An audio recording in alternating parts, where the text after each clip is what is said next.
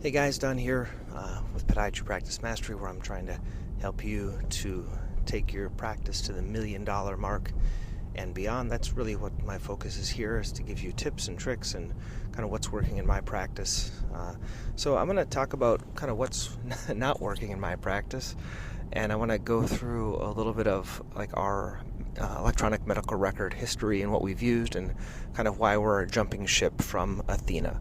Athena, if you're listening, I'm sorry, but we've tried to reach out to you and it didn't really work. So the history is, when I first started about 15 years ago, we were using MediNotes, and this was one that a lot of the doctors were using, and then it kind of stopped to be supported, so we had to get out of MediNotes. Now, MediNotes was a server-based system, and then we switched to something called LitechMD for a few years, which was also a server-based system.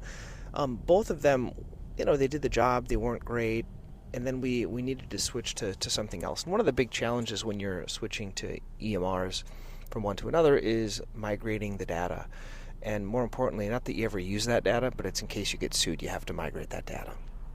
So when we went from LitechMD over to our next one, which was Athena, we had to migrate that, and all that data, it was really just in a whole bunch of like Word files and PDF files and things like that.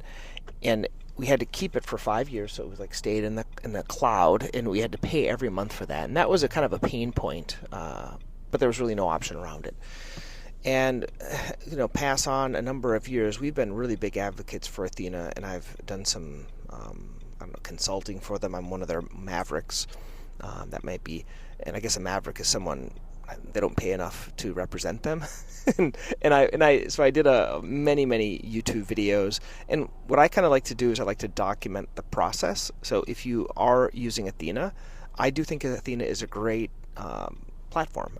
We've used it for many years. I'm kind of what I guess you would call a super user. I know how to do all the tips and tricks. So if you have any questions, just email me, and I'd be happy to kind of make a little video and explain it. Now, all those videos, when people ask me questions, I put them in a YouTube folder, or I think they call it a playlist, called Athena Podiatry. And so Athena Podiatry is where I put all that. So if you want to go look at those, there's tons of videos. They're still practical. And so I figured out a way in my screen where I could share my screen without the patient's medical record number, so I could show people how to do notes quicker, and what are the tips and tricks and things like that you can be more profitable and kind of automate your follow-ups and all these other types of things within Athena.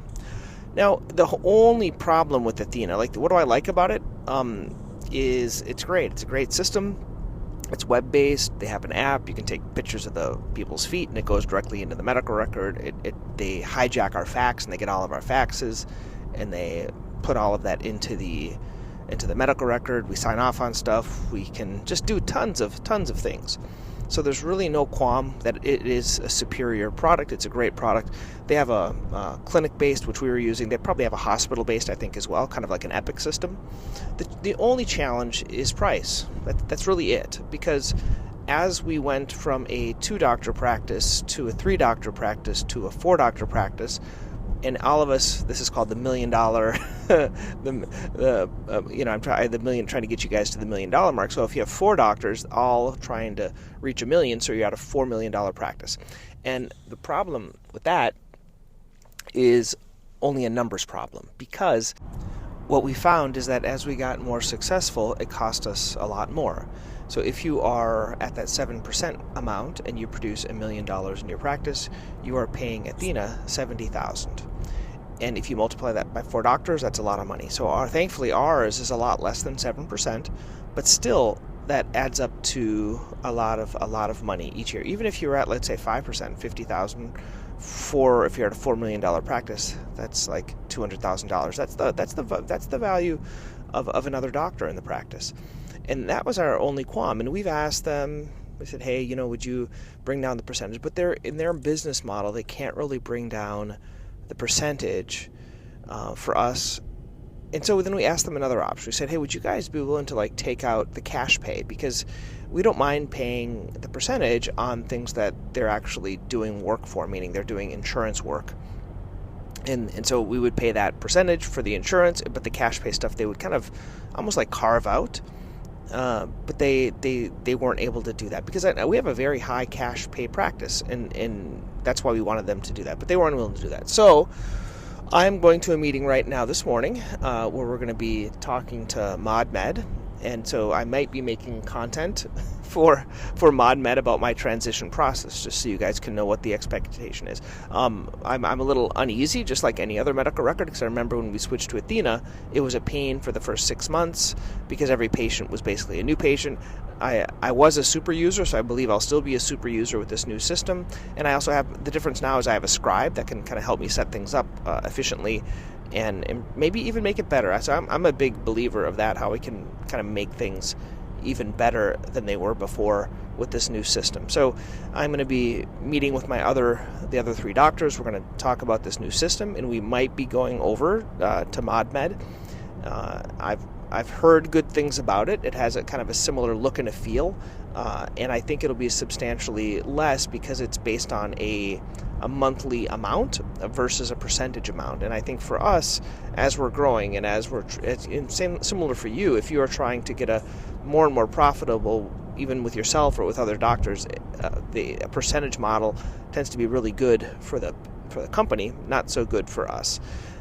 I guess any reason why I would help and like want to stay, if they either decrease the percentage, which I think that's hard, or doing like a dollar amount carve out for our cash pay, so like orthotics and shockwave and all these other types of things that we're doing cash pay.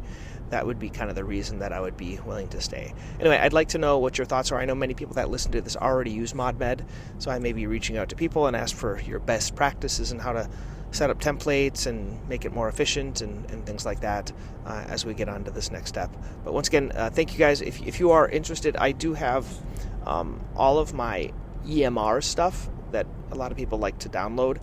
So if you go to Podiatry Practice Mastery /EMR, all caps, EMR, just the caps for the EMR, you can get all of my templates. They're all kind of in Google Docs, so you can see there all of like the patient handouts. You can see all of the templates for my medical record and all these things.